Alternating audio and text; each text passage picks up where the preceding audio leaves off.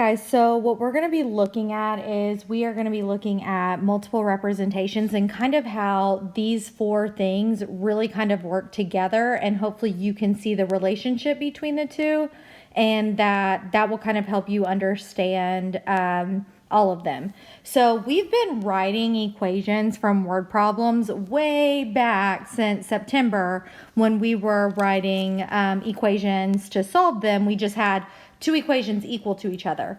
And in this case, we're just going to have y equals and our equation. We're not really solving anything with it. We're just using that equation then to create a table and from that a graph. So if it says a baby giraffe measures 6 feet tall when it is born and it grows an average of half a foot each month, if I have my equation y equals mx plus b, that m, remember, is my rate of change, and that b is that constant value or starting value. So when I'm looking at this, my rate is at half a foot each month, and then my constant value is at 6 feet tall where it's starting at. So when I go to write my equation, I have 1/2 x plus 6. So I know that it is starting out at 6 feet and then it's growing half a foot each month. So I kind of already filled this in on mine just so that you didn't have to sit and wait for me to fill it in. So basically if it is 0 months, so if I put a 0 in here for where the x would be at, right? So if I have 1/2 x plus 6, if you notice I put a set of parentheses where that x is at. If I do a half times 0, that gives me 0. And then if I add 6, so 0 plus 6 is 6. Then if I do a half times 1, that gives me a half plus 6 would be 6.5. And you can use, instead of writing 1/2, you could use 0.5 instead. So really your equation could be 0.5x plus 6.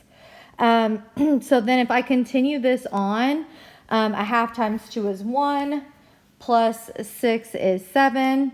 A half times 3 is 1.5 plus 6 is 7.5. And you should start seeing over here that I'm changing by a half every time, right?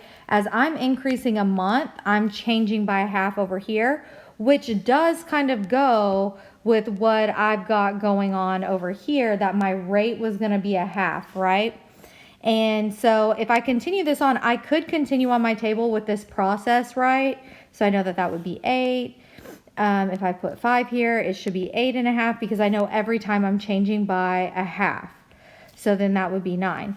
When I go to graph this, when it is 0 months old, so down here when it is 0 months old, I know that it is going to be 6 feet tall already. So I'm going to have that point there where it is 6 feet tall.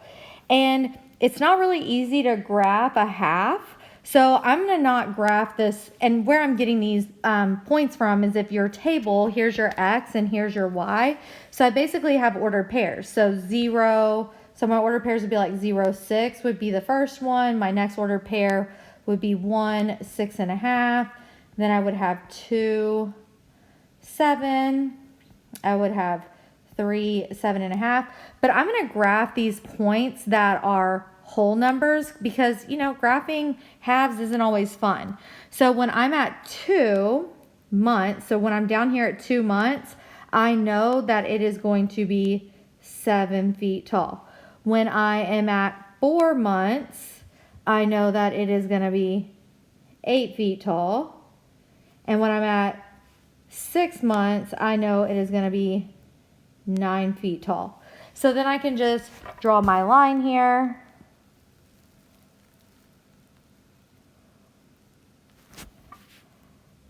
Try and make it go on there a little bit better.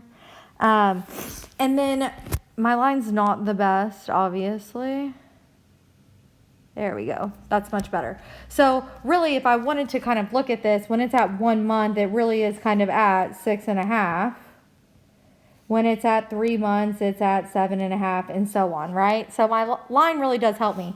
And when I look at this, if I rise 1 foot and I run 2 months, so 1 foot over 2 months would be a half, which is what my slope is, right? And my y-intercept is at 6. So I'm hoping with this, you're kind of seeing how these all blend together, right? When my x value was 0, it gave me what my y-intercept was. And then if you noticed, I had that rate of change a half every time. So then if we go and kind of look at these questions down here, it was like, explain how you found the ordered pairs to create your graph. Well, we basically used our x and y values from our table. So we got that from the x and y values in the table. Ooh.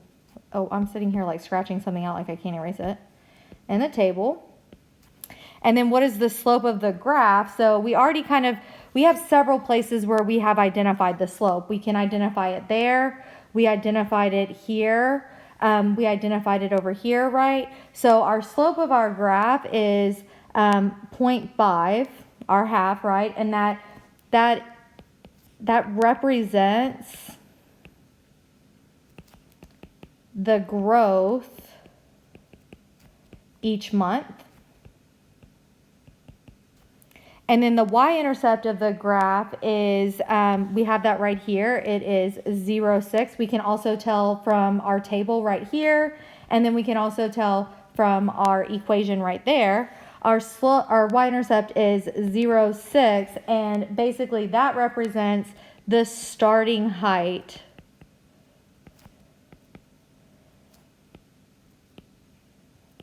of that giraffe. So if we have the ordered pair 9, 10 and a half, we have that 9, 10 and a half. If we look at our x and y values, we know that this is the x value and this is the y value. Our x's represented months and our y's represented height, right? So at 9 months, it is 10 and a half feet tall. And then it says if the giraffe is 12 feet tall, how many months old is it? So I can easily go and figure out how many months that is by using my equation, right? So I know my y is my feet. So if I have y is equal to 1/2 x plus 6, and it's telling me 12 feet tall, which I know that is my y value. So I can just plug that 12 in. And then I can solve for x. So I take away 6, take away 6. I get 6 is equal to 1/2 x. If I divide by a half and divide by a half, I end up getting that x is equal to 12. So I know that it is 12 months old. So I'm going to stop this one. If you're comfortable trying to do the next one on your own, do it. I'm going to record a video and link it as well. And I will also have the keys in the key folder.